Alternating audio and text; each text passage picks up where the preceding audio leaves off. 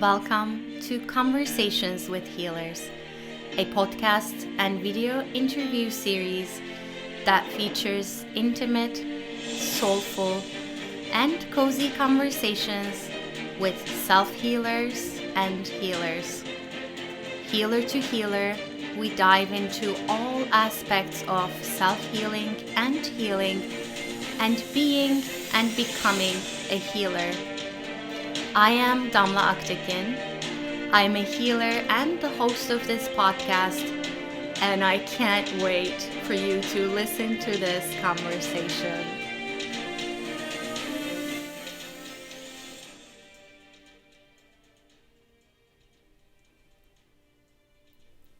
If you are new to this podcast, please take a moment to subscribe so that you can be aware of new episodes. I also invite you to visit adropofom.com, adropofom.com, where I share a lot of free resources for self-healing and healing, and you can take a free quiz to find out what your energetic wounds are and how they may show up in your life. Discovering what your wounds are is the first step in healing them. I hope you enjoy this episode. There is one more thing I would like to share with you before you listen to this episode. I created a wonderful container to help you heal your energetic wounds and activate the infinite light and potential of your inner children. It is a crystal energy healing membership called Chakra Bliss Vault. Every month, you will receive 3 new crystal healing sessions. Plus, you'll immediately have access to my entire energy healing recording library when you sign up. The membership is really affordable and will continue to be so. You can find out more about it at adropofom.com, adropofom.com. I invite you to make healing your energetic wounds and connecting with your inner children a priority and invest in your well-being by becoming a Chakra Bliss Vault member. Hello everyone, this is Damla Aktekin with A Drop of Om, and I have today with me Lauren. And I'm excited to dive into your very colorful areas of expertise, Lauren. Lauren is a yoga teacher, spiritual life coach, intuitive mother, founder of the True Love Yoga Studio, beautiful name, and the author of the Embody Your Inner Goddess, a guided path to radical wholeness book. So welcome, Lauren. Thank you so much, Damla. I'm so honored to be on your podcast.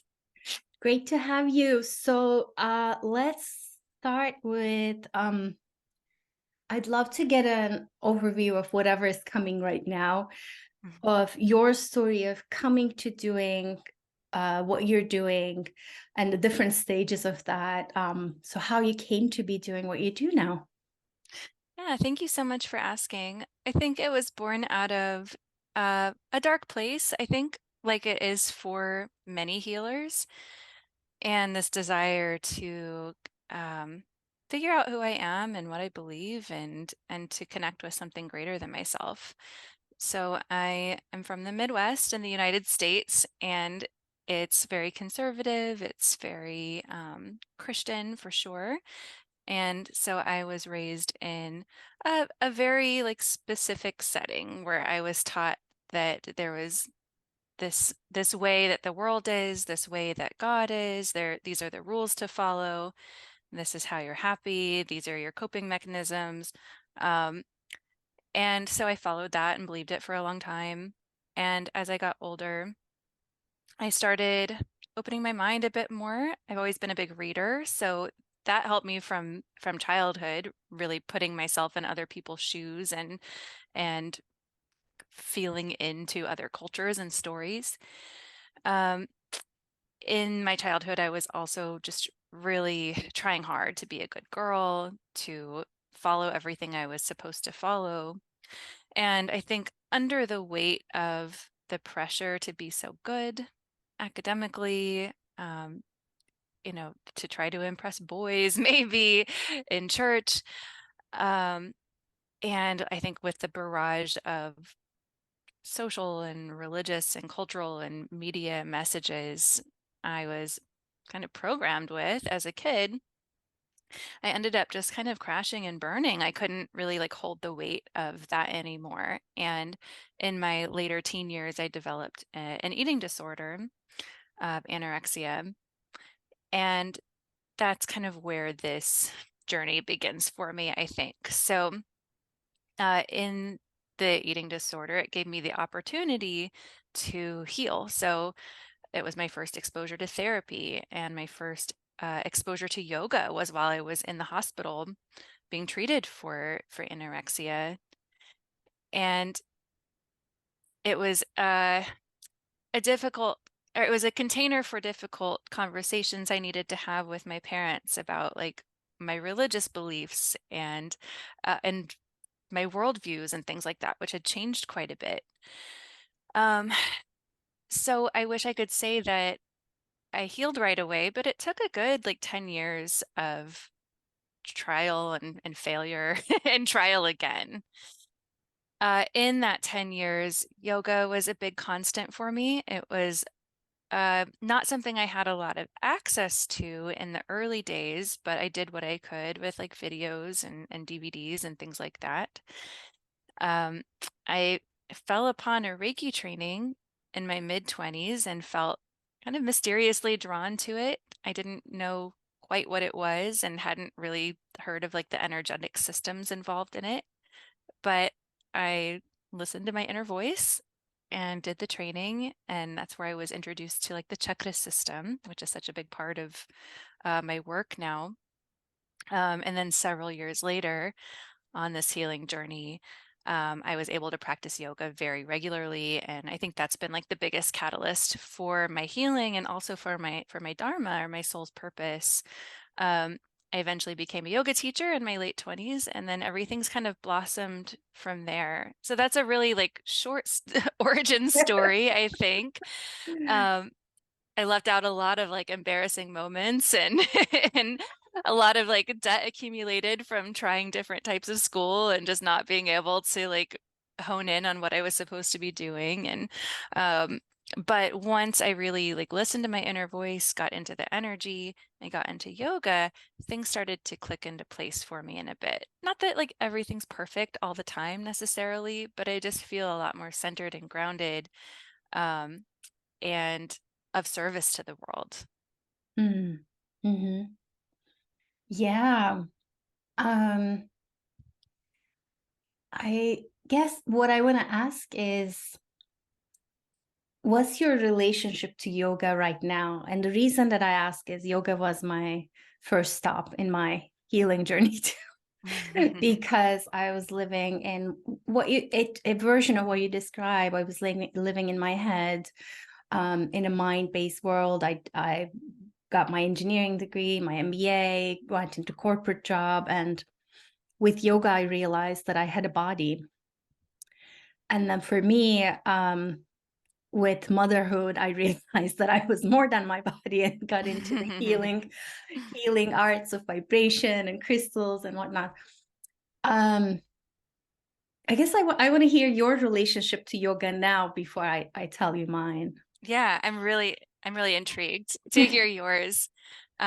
Yoga still provides a cornerstone and a rhythm in my life, a routine. But beyond that, an ethical path, a philosophy to follow, and it certainly evolved quite a bit through the years. At first, I could tell there was something special beyond the physical in yoga, although uh, the physical was appealing to me. I was a dancer growing up, so it was a really great way for me to reconnect to my body. But I also noticed like my nervous system healing, and I felt more calm, and I felt less prone to depression and anxiety.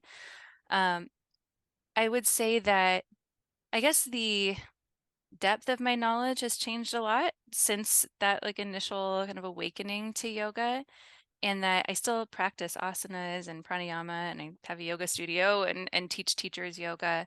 But I definitely see it as like an all-encompassing lifestyle more so than like something that you do for an hour a few times a week, if that makes sense.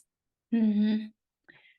Uh, okay, I'm a little bit more far off.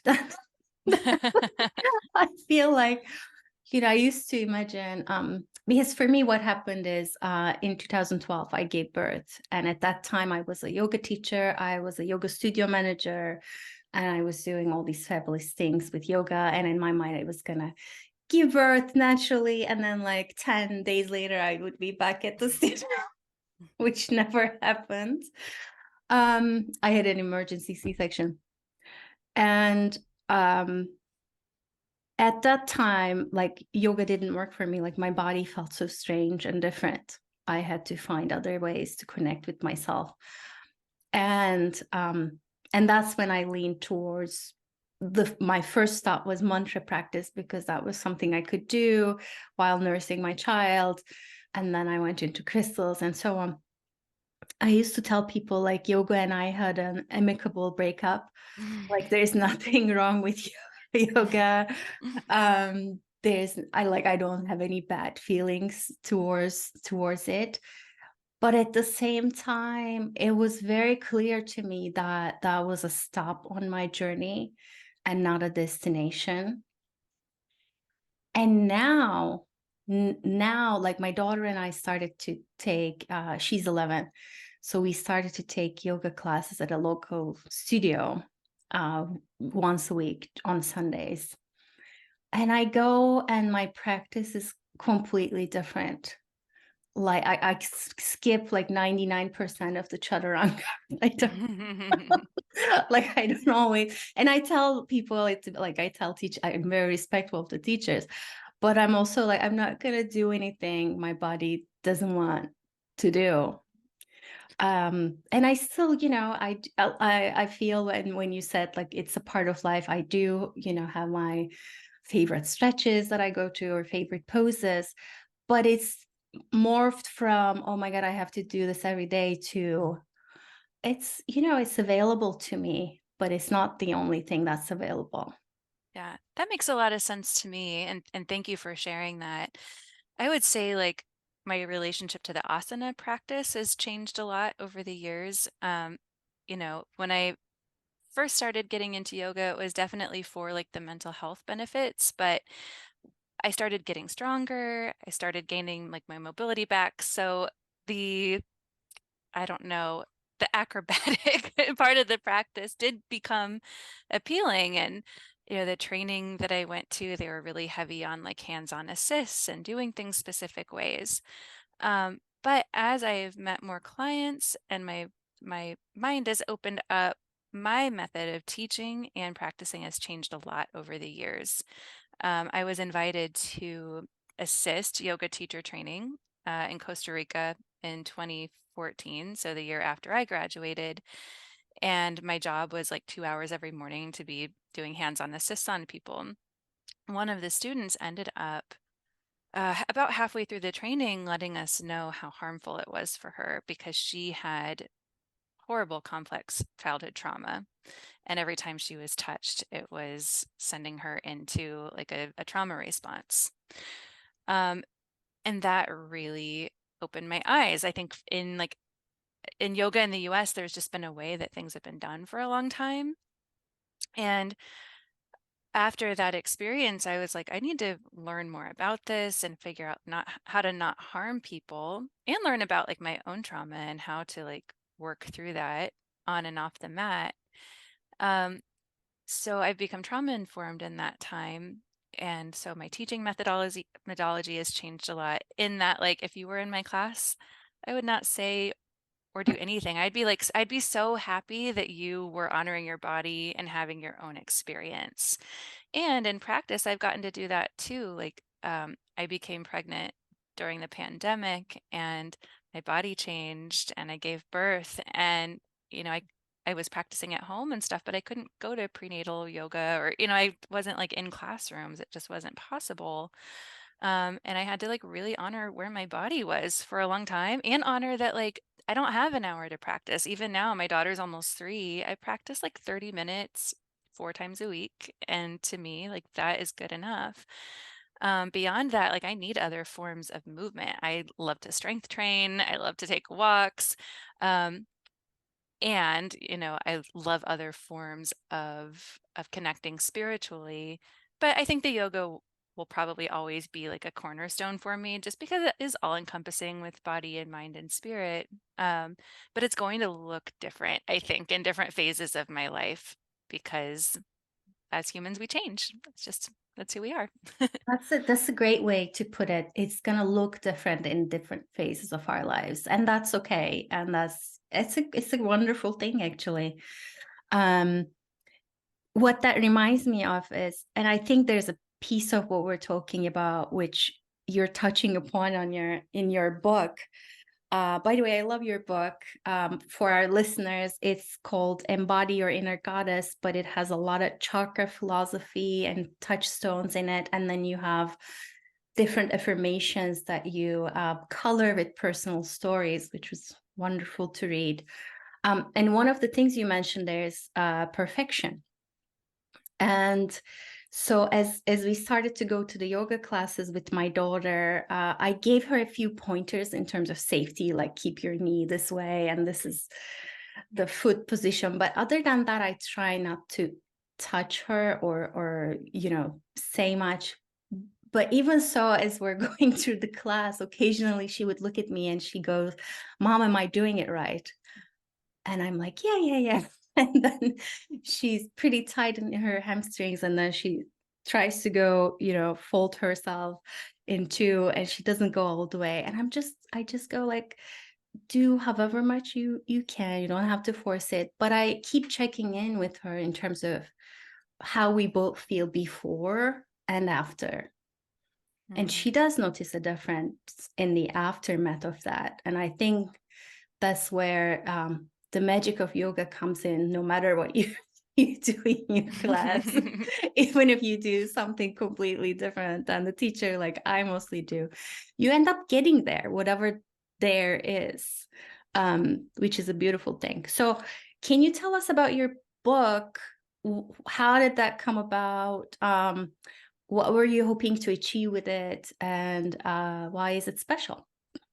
Yeah, well, you described it so beautifully. Thank you for that. It is, I'd say, a spiritual book, and it might fall under the self-help category, but I don't really consider it that necessarily. I think it's more of like self-acceptance and self-love more than a self-improvement book. I've wanted to write a book for a long time. It's been on my like bucket list of things to do, as I think it is for a lot of people. And I've had different ideas through the years, but I was just out on a walk with my daughter one day pushing the stroller, and I received this like full download, and not the book word for word or anything like that, but the structure of it and the thesis, and moving through the chakra system and kind of structuring it more like a course than like a book that you just sit down and read at your own leisure. Um, and I felt really excited about the idea, and it was definitely not a perfect time to do this project, or maybe it was like in a divine way, but in a human way it didn't feel like it because my daughter was one. I was trying to pull my business back from the pandemic. My husband had just had like a knee replacement surgery. Like there were just so many other things I had going on. And I'm like, okay, Spirit, now you're asking me to write this book. I think I'm up for the challenge. So I, yeah, wrote this book over a few month period, mostly with my daughter in my arms nursing. I wrote a lot of it on my phone actually, just so I could accommodate that because as you know, as a mom, like sometimes that's the only, especially when they're little, that's the only time that you really have to yourself is when they're sleeping. And in the last several years, I mean, especially, I talk about my relationship strengthening with yoga, but what that also meant for me in expanding into like energy work and into yoga was this knowledge and exposure to other religions and cultures that have goddess worship. And that was so new to me. Of course, I had heard that existed before and maybe seen images and things like that, but maybe like Greek mythology.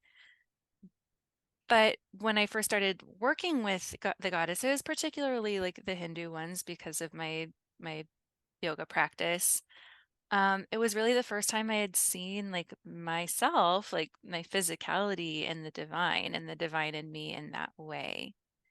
And I was also, I think as like a feminist, just in love with the different aspects of all these goddesses. They're not like these demure creatures, like they are ferocious and they are muses and warriors, and they're embodiment of abundance and um, mothers, and they embody all of these very like the multifaceted breadth of what it is to be feminine, to be a woman. So I felt really inspired by that and felt like I got to know myself better by working with these goddesses and really like drawing on these different qualities. For instance, working with Kali was very uncomfortable for me at first. I think it is for a lot of people. It's like anything that feels like destruction and anger uh, feels like a lot. It feels uncomfortable for many of us. My father was, he is a man who loves me very much. As a kid, he was very quick to anger too, in a loud and kind of scary way. And I pushed that part of myself down for a long time because I did not want to cause the harm he caused. I think subconsciously, but like being able to get in touch with my anger became such a big part of my healing, and doing it like in a righteous way. Uh, I feel like I'm really going down a whole other You're road right welcome now. to. Let's go But down. that much to say is like in the meantime, I've been working with these different energies and like what does divine feminine or sacred feminine even mean, especially within a culture and really a world that's very male dominated, that's very masculine dominated, where most of the world religions are focused on like a central male figure. But I found, yes, working with this feminine energy so healing for me. So in this book, I'm not drawing on any of these goddesses necessarily. What I'm doing is calling on my own inner goddess and having the reader do the same thing. So we all have a soul, we all have the highest self, and the inner goddess is the feminine aspect of our highest self. I do readings too, where I see the inner goddess of people, and it's very beautiful. They're all really different from each other, and they all embody different qualities. So, in this journey of the book, we start at the root chakra, and I encourage people to go through it day by day instead of reading it once, although you can do it however you'd like. And in this 7-week process, 1 week in each chakra, we go through these affirmations, which essentially are different aspects of the chakra, and draw out these different qualities within us and draw out the inner goddess. So, like taking her from the inside and bringing her to the outside. So it's quite a journey. It covers an expanse of many different topics, and they're kind of micro lessons. They're meant to be easily digestible, like in a day's time. Um, for me, that was important because as a mom, I have, a limited amount of time to do my practices and to connect. And I know a lot of people are really busy, but if they can set aside 20 minutes a day to read, to journal on the reflection questions, and then to do whatever embodiment practice is assigned that day, I think over time they will see a huge shift toward self-love, toward wholeness, toward maybe accepting things and loving things about themselves that they haven't typically liked before. At least that's been the journey for me. Mm. You have a story in the first chakra, which sort of stood out to me. You're talking about self-regulation, Mm. and at the same time, where you were led to assess your normal, and you realize that your normal is not necessarily quote unquote normal. Can you tell that story and what you've discovered about self-regulation since then? Sure. Yeah, I tapped into it very lightly when I was talking about trauma-informed yoga, because it has been a big area of interest of me, for me. But yes, I moved back home to Kansas City after living in different places, trying different schooling, etc. And this is where I really started to take my healing a lot more seriously. This is when I started my regular yoga practice, and my parents offered to pay for this therapy called neurotherapy. I want to say there's another name it goes by as well.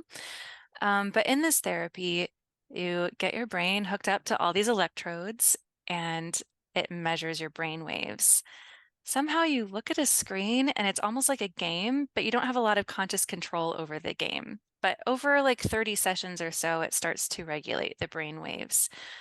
So this first time I get hooked up, my nurse, Laura, asked me how I was feeling, and I said, well, kind of normal. And she was looking at my brainwaves and she's like, you're in fight or flight right now. Like my sympathetic nervous system was turned on. And it just blew my mind completely because that was like my baseline at the time.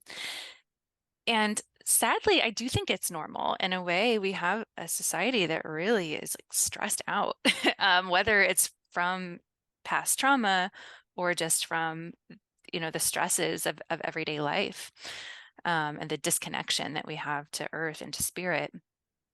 So that was one of the tools that helped me a lot because it did give me what I needed to kind of get my brain back into a healthy space.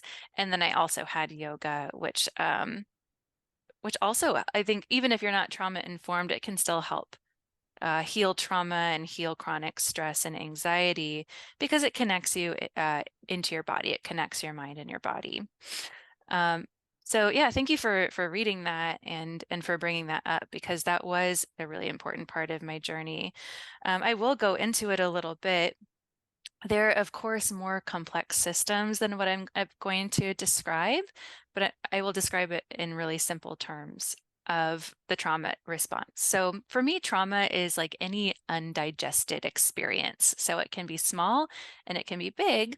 And some things that traumatize some people aren't going to traumatize others. I'm a really sensitive person, so I think that in my life I've been probably affected more than someone who is just naturally a little less sensitive, a little more resilient. But an event happens and your body will respond with fighting. So let's say it's a bear. You'll fight the bear. Or flight, maybe you run from the bear. Freeze, you play dead. And fawn is another one, which is a little bit different state, but it's generally categorized with these. And this is like befriending the bear, which I think a lot of us who are healers and sensitive are really probably, whether or not we're conscious of it, very familiar with this one because we might be people pleasers. We might, try to keep the peace in a way, which is what a fawn response would do. And we can be triggered in this way, especially if we have trauma living in the body, with seemingly like innocuous events. So it might be like a text message from a friend, or my dad. My dad does this thing. Um, he's in the generation that's probably not so great at texting.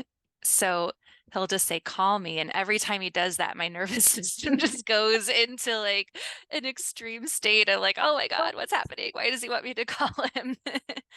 um, I know I talked a bit about him earlier, like our relationship's different now, and he's not someone who blows up all the time or anything like that. But yeah, it's just funny that we can live with all of this energy in our body, and we truly need practices to be able to express it, to like digest the energy, and then practices to heal the nervous system too. And I think almost everybody needs it, to be honest.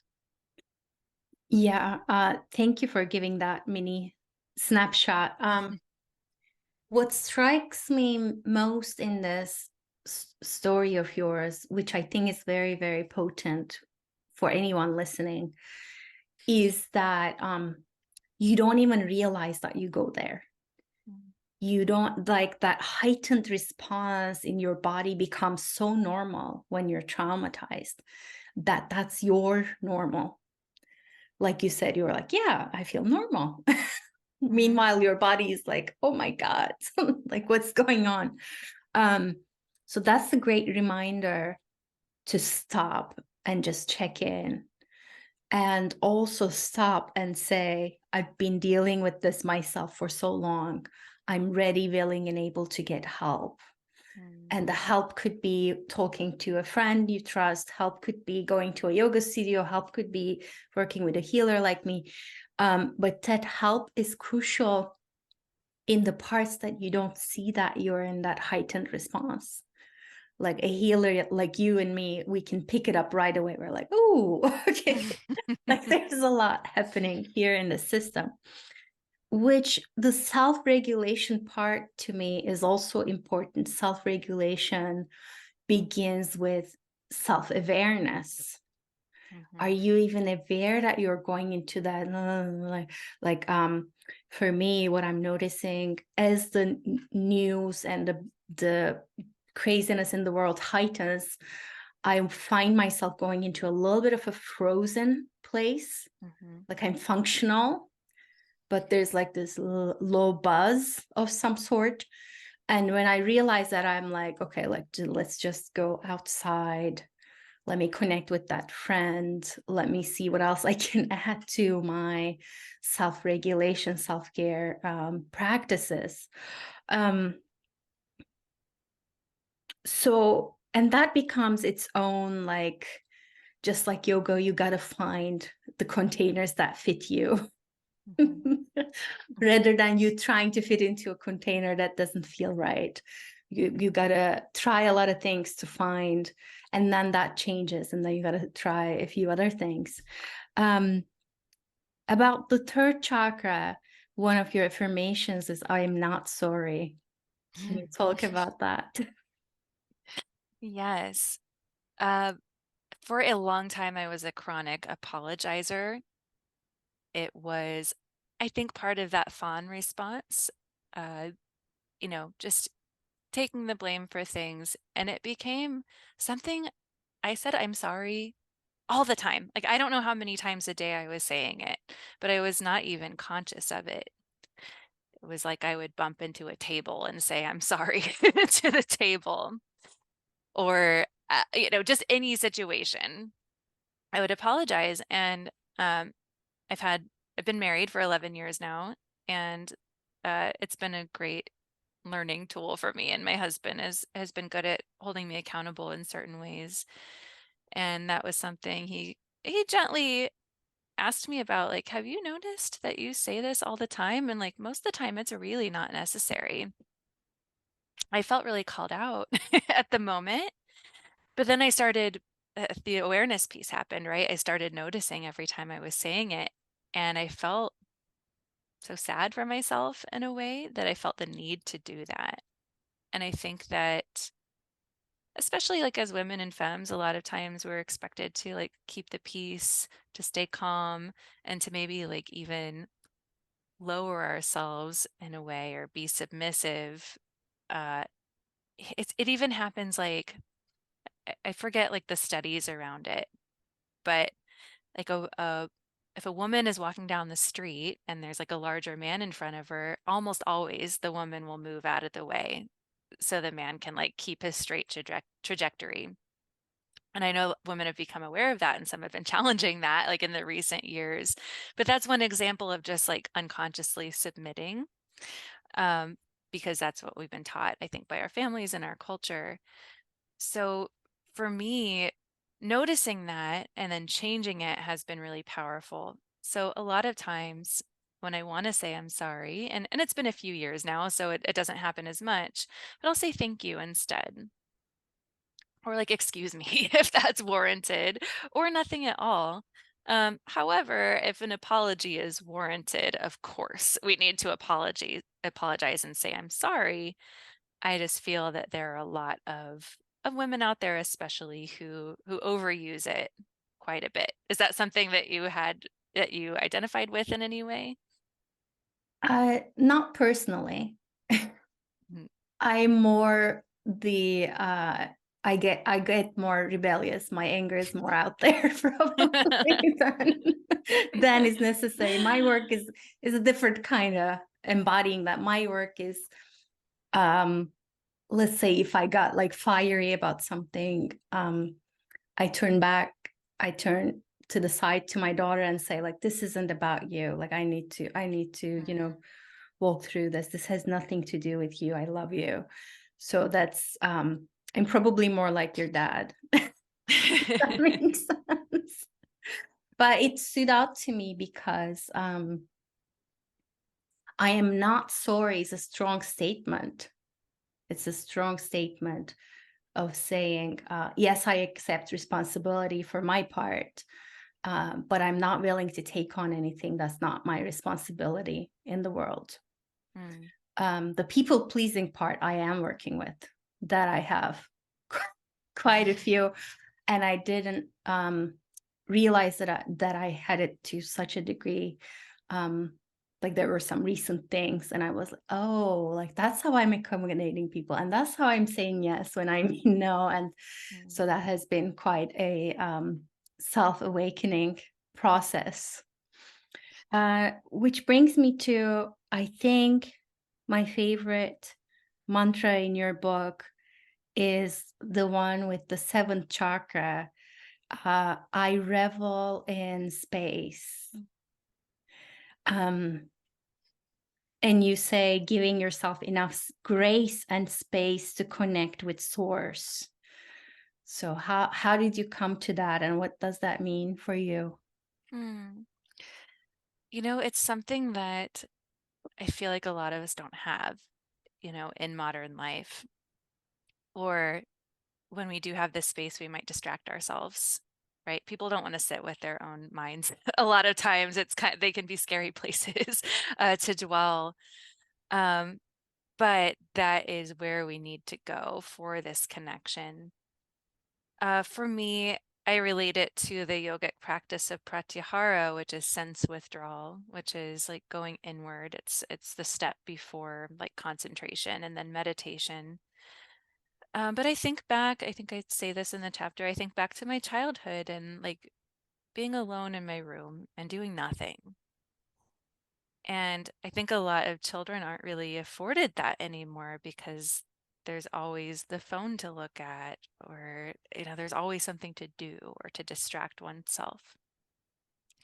I'm trying to think of the quote. There's one by Franz Kafka where he talks about like you don't have to do anything, you just sit still and listen, and that the world will roll at your feet. And to me, that speaks to like the creative process. So, like I said, when this book idea came to me, I was on a walk outside with my daughter. I wasn't like sitting down trying to think of book ideas. I had enough spaciousness in my mind to receive the download. And I think that, it sounds easy enough, but it certainly takes a lot of time to get to that spaciousness. And like you're saying, there's a different container for each person. So we're going to all get there a different way. So yeah, it might be like formal meditation practice. It might be a warm shower. It might be a walk in nature. It might be sitting quietly with a friend. It might be like listening to a song and only listening to a song, not doing other things. So I think there are different ways to get there. I think when people are speaking of like mindfulness, it sort of speaks to that mental state. But I do find once the mind chatter kind of settles and you're in the spaciousness, that's where you can make this divine connection to like realize who you truly are, which is the observer of all this stuff around us, not truly, it's that which never dies, it's that which never changes. And that sounds like a lot, I think, but I think that it many people have had this experience through the ages, and that's what's been passed down through the wisdom. And there's a reason that contemplative practices and meditation are so important in so many different cultures, is because we have to have the space to realize who we are, to connect.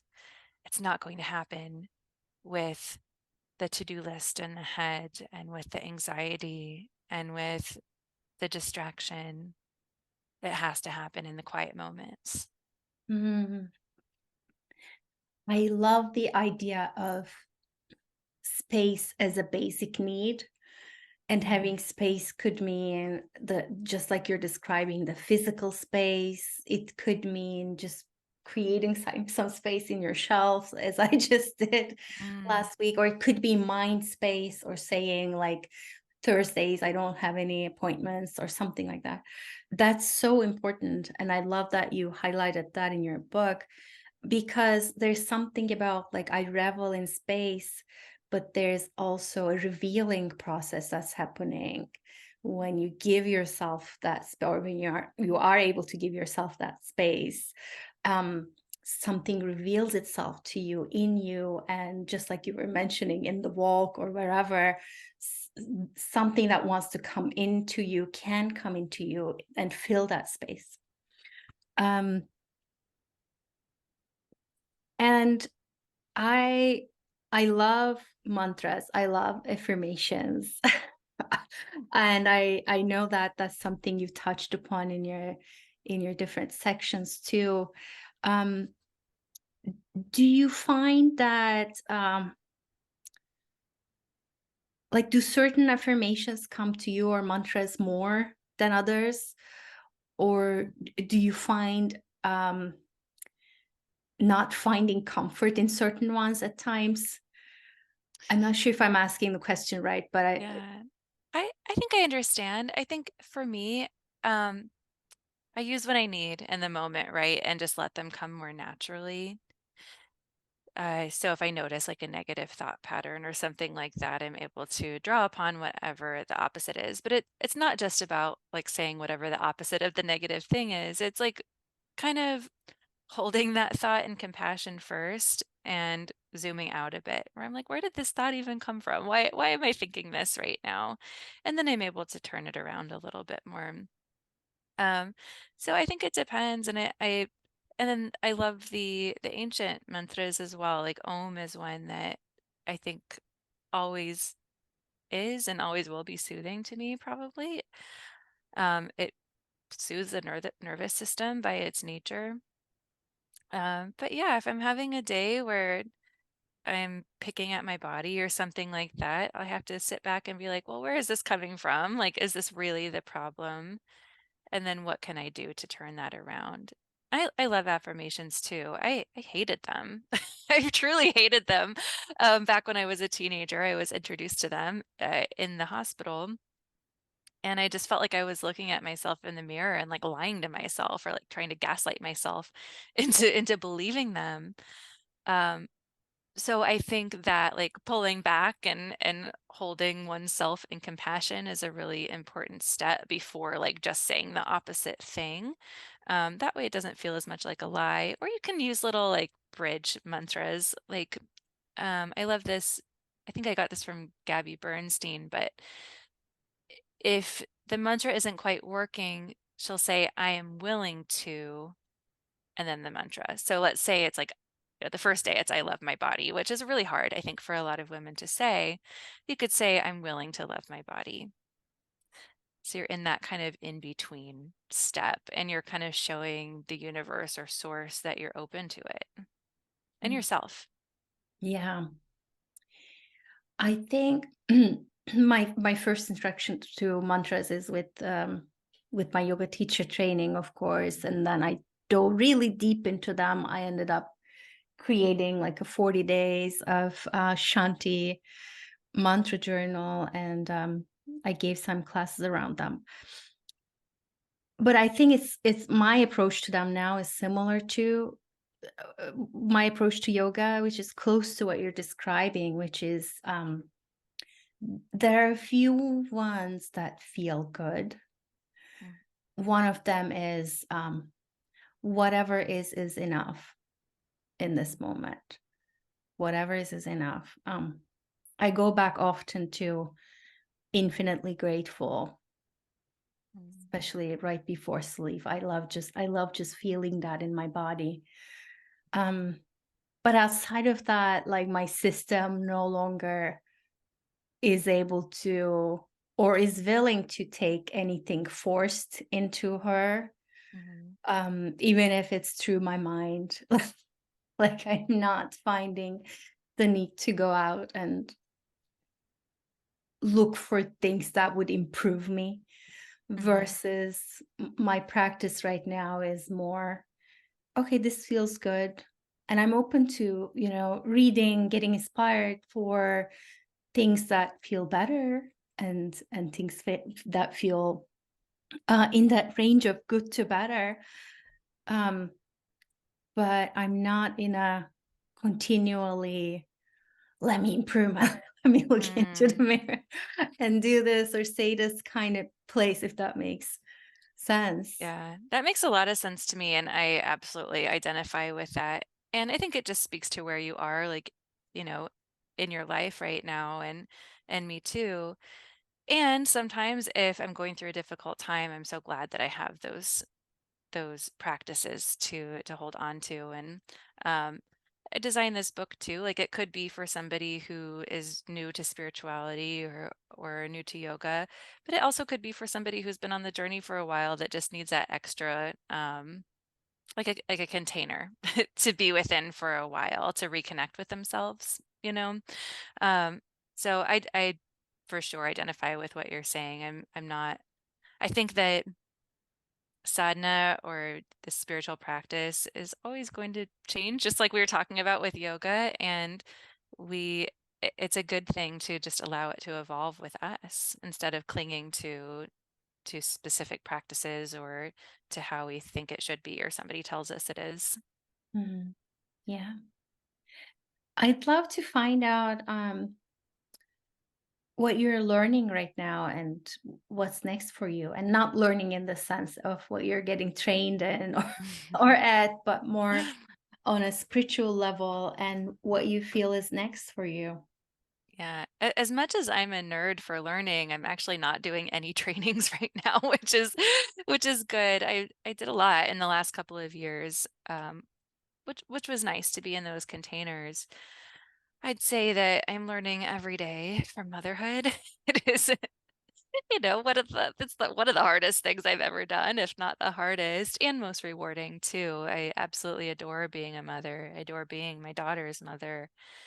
And it's a continual work in progress, especially I think they all have their challenges at different ages, but she's like rolling into 3 right now, and she's headstrong and she is curious and she has so many beautiful qualities. I don't want to squash them, and I want to keep her safe, but I also need to like regulate myself while she's while she's learning and growing because it's not always super easy, right? So I'm learning a lot from the experience of that right now.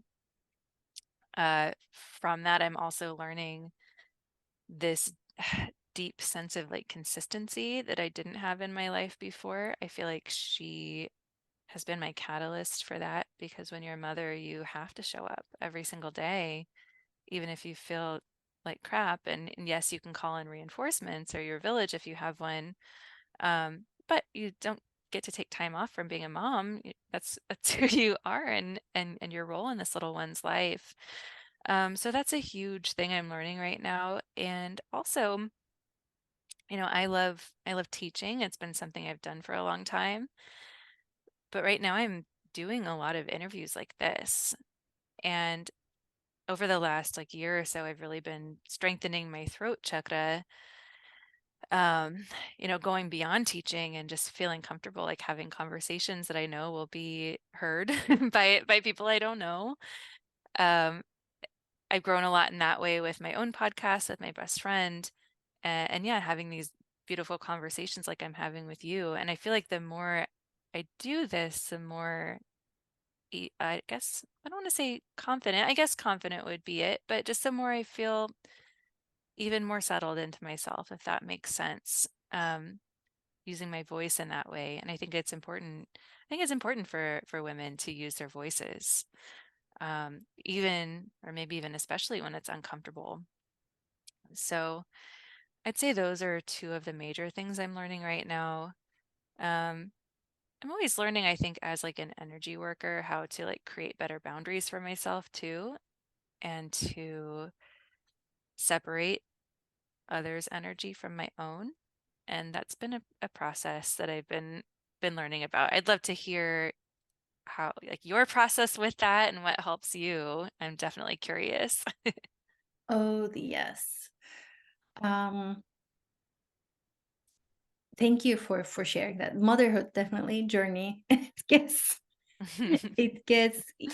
evolving in different ways and asks you to evolve in different ways. The energetic boundaries, to me, the biggest thing that helps me, I can tell you that piece, is that I realized long ago now that all these things that we're talking about, the trauma, the difficulties, the high sensitivity, the saying I'm sorry or hiding the anger, all of those I realize are very purposeful to to help you show up where you haven't shown up yet. Mm, And once I realized that, I feel like I saved myself from saving people. mm, Instead, I can be there for them while they get more aware of it. And I see my role as a healer as that. I stand there and I say, just like being with a toddler, I make the space safe. And then I help people explore those inner realms where these things are hiding. Because that's the other thing I learned, is the biggest trauma, the biggest difficulty leads to the biggest opening, biggest evolution and revolution in that person's life. So it's not up to me to take that away from someone. mm. Does that? Yeah, it does. I love that answer when you're talking about, these are like what you're meant to face right now. That's what I mean when I'm talking about like full expression. It's like exploring these different parts of yourself that might have been hidden for a long time and probably for protection in some way or another. Um, and then I think when we're in this like quote unquote full expression, we can really be in our own energy and allow other people to be the same. I feel like I have been in a pretty good place as far as that goes. That where it gets kind of like interesting, I think, is like before I'll meet with a reading client or a Reiki client or something like that, um, I will start feeling things that I don't realize always aren't mine. So, for instance, I had a client the other day and I was feeling really anxious. And I was going about my business, like momming and and doing my morning routine and stuff. And I was like scrubbing a pan really hard and trying to get the dirt off, and that's how I was kind of releasing my anxiety in the moment. But I didn't think much of it. And later on, after the client session, she was like, "Wow, I'm so glad I did this. I was so nervous about it." And I was like, "Really? Tell me more about that." And she was anxiously cleaning before the session. So I found that really interesting. And I think that that like kind of taking on really unconsciously of other people's energy even before being together was something I just was not aware of for a long time. But the more like training I've gotten in the intuitive arts, the more I've been able to like understand that that's what's happening. But it's pretty wild, like as a sensitive person, I think, to pick up on that stuff and to just be like, what's wrong with me? Um, but it really is like a gift in a way. I create like an energetic bubble around me. I do like energy cleansing and stuff like that to get into a space where I'm not feeling those things. But yeah, it's definitely kind of a wild thing I hadn't really even thought of before until I started realizing that that was what was happening. So, I see what you mean. Um, I do a lot of energy healing and intuitive readings. My practice is very simple. Um, yes, I mean, you can feel, read, know all sorts of things, but I realize that I can open and close that door very Mm, consciously. I can say, okay, like I'm about to go into my office. We can get started then, not before. And I also consciously, like if I'm doing like a Turkish coffee reading, which is I need to go cook the coffee. Like I don't cook it like 3 hours before. I cook it like 20 minutes before the reading. So then that's more contained. And I know as I'm cooking, I'll be feeling, it's like a tea leaf reading. I'll start to feel things. And then I realized that once I set those intentions, I also set the intentions of, may there be an interaction of love, and no karma transfers, no distortion transfers. We're just lovingly here together, creating a reality of love. And then like no energy bleeding before and after. And I would do that like over and over and again with every client. And then now I'm like, okay, I sit down on my chair, whatever needs to be set as energetic boundaries, let them be set, and then we begin. So it's like once done and forget type of thing. And that can take trial and error to find the right wording and the right things for you. And I go around that too. And I say to my, what I call soul helpers, soul guides, just set whatever needs to be set as energetic boundaries now. I love that. Delegation is key. Like, please do this for me. Yeah. So you don't, you leave yourself off the hook of forgetting something. I love that. Yeah. So Lauren, this was wonderful to chat with you. How can people find out more about you and your work and your lovely book? Thank you, Damla. It was wonderful to chat with you as well. And I love hearing parts of your story too. You can find me at laurenleduc.com. That's my website, and it points to all of the different things I offer and what I do. On Instagram, I am Lauren Leduc. My book is available wherever books are sold. You can find it on Amazon or Barnes & Noble, maybe at a local bookstore, but you might have to ask them to order it for you. And I also have a podcast with my best friend Rashida called Your Spiritual Besties. And if you like spiritual content and kind of a casual conversational tone, then you might like listening to that too. So I think that's all the ways to find me. Beautiful. Thank you so much. And I love that. For those listening who don't see it, Lauren's cat has been joining us on and off, jumping on her lap, which I love. She is so funny. She's the biggest lover I've ever met in my life, until my daughter came along, and they compete for my lap and my time. Yeah. Beautiful. Thank you so much, Lauren. Yeah, thank you, Damla. Thank you so much for tuning in and listening to Conversations with Healers. If this episode spoke to you in any way, please leave a review or comment, like or love it, and share it with others in your life. This is a true soul love project from my heart to yours. I really appreciate your help in spreading the word. If you haven't already, don't forget to subscribe and check out other episodes to listen to some extraordinary healing stories and advice. Have a beautiful and wonderful day.